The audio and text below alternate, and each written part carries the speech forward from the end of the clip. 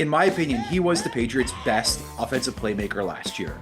He outperformed Juju Smith-Schuster. He outperformed Kendrick Bourne. He looked like their best player.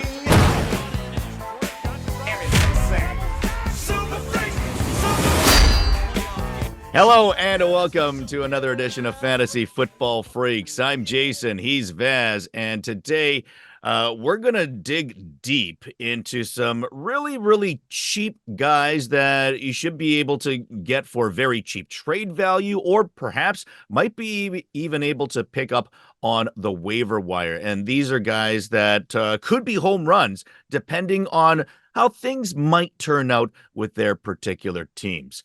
Before we get started, Vaz, anything you want to add in terms of the guys that you have selected for this video? Yeah, sure.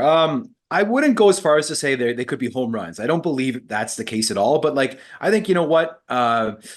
Sometimes it's okay to hit singles, like if you're hitting for average, a home run, it gives you the same average points as a single does. So it all counts in baseball. And you know what? In fantasy football, you need to hit some singles too. You need to fill out your roster. You need to have guys available for bye weeks. So you don't just need the elite players. Finding these singles, finding these important bench players are very necessary as well. Okay, well, on that note, let's go and find out who your leadoff hitter is.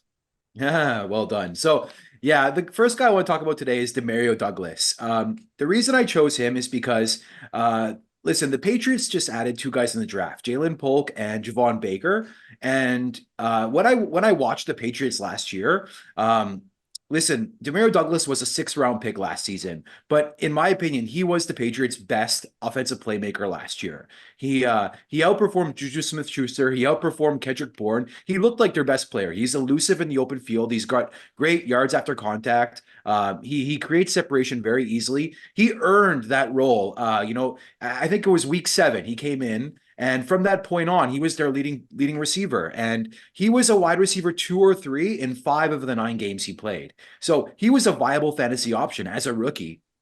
And you don't see that very often. You never see that from 6th-round picks. So right now on Keep Trade Cut, right now, the community values Demario Douglas as worse than Javon Baker, who I also really like. I really like Javon Baker, but the fact remains that we know Demario Douglas is a good player. And he's the wide receiver 78 on Keep Trade Cut, valued at like an early 4th-round pick. I think I would prefer him over Quentin Johnson. I would prefer him over guys like Jalen Hyatt, who are rated higher than him. So I think you can get this guy for very cheap. We know he's a good player. He's probably going to be the slot receiver in New England. He's got a new good quarterback there as well. So I like targeting this guy with like a 4th-round pick, or maybe a player you have in your roster that you don't really like. Is he even better than Tyquan Thornton, the speedster that broke all the dash records prior to this year? Well, that's exactly what Tyquan Thornton is, right? He's an outside receiver. He's just there to stretch the defense, and I don't even think he'll get on the field that much. There's a lot of guys on that team that need to play, and I just think Demario Douglas is a far better player than him. Yeah, and certainly, as we're mentioning at the start of the video, the cost factor of this, very important. Obviously, very young as well. So if he were to have some sort of a breakout this year, then you're talking about a very young piece that could produce for years to come, or could warrant some very good trade capital in the future as a guy that you could move for something bigger and better, perhaps. Let me just say, the reason he's valued so low is because he was a 6th-round pick in the NFL draft. If he was a 2nd or 3rd-round pick, he'd be much higher, because the fact is he flashed last year. He showed that he was a great player. So not a great player. Let me back up there, but he showed he was a very good player. So like if he had that high draft capital, he'd be more highly coveted. But I think there comes a point in time where you just have to trust your eyes, trust the tape, and forget the fact that he was a late pick. He's a good player. Yeah, you're telling me that Belichick actually drafted a good wide receiver? We'll see. Let's take a look at the next guy on your list. All right, so the next guy on my list is Ray Davis, running back out of Buffalo, who was drafted in the 4th round of the NFL draft this season. If you still haven't had your rookie draft yet, I think you could target this guy as early as the middle of the 3rd round. And if you've had it, I think I would, at this point, trade any future 3rd round pick for him, because I think he's going to rise in value. Listen, I liked his tape before the draft. The reason he wasn't as high on my rankings, on my personal rankings, is because there was the red flag of his age. He's turning 25 years old in his rookie season, so I was, a little bit apprehensive about that. But you know what? Draft capital and landing spot changed my opinion. As we talked about before, draft capital landing spot is so important in running backs, and the fact is that he got an excellent landing spot, and he got phenomenal draft capital for the player that he is. He has the size. He's 5'8", 211 pounds. He's a good player. He's elusive. He initiates contact. He runs over guys. He's going to be preferred in short yardage and red zone and goal line opportunities, I think. And then I think it's going to be like a true committee there in Buffalo. So I think his value will rise. And if something were to happen to Cook, listen, you're not going to be able to get him. So I think if you are willing to trade a third round pick for him in future drafts, I would do that. And then if you haven't had your rookie draft, like I said, start targeting him in round 3. Yeah, I think, ever since his draft, I've actually never really been a fan of James Cook. And I could totally see him taking over the lead role, or like you mentioned, if there were an injury of some sort, or Cook got out of favor in any sort of way, then that's definitely the type of play that can win you a league. Buffalo seems to be going through some sort of maybe not a rebuild, but like a retool, or some sort of change, transition over there. So by all means, we'll see if that includes him as well. Now, I can't do it for you. The inches we need are everywhere around us. What are you gonna do? Like!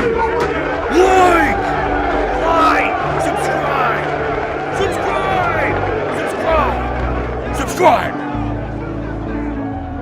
And who is the third guy that you want to talk about today? Okay, so the third guy is Trey Sermon.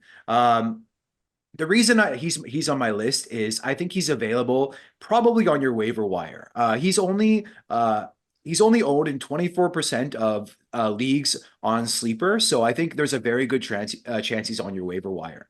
I wouldn't recommend him otherwise. I don't think I'd go out and spend a draft pick to acquire him, because it's not even certain he's going to win the backup job there in Indianapolis. But I think for me, from what I've read, it's neck and neck between him and Evan Hall.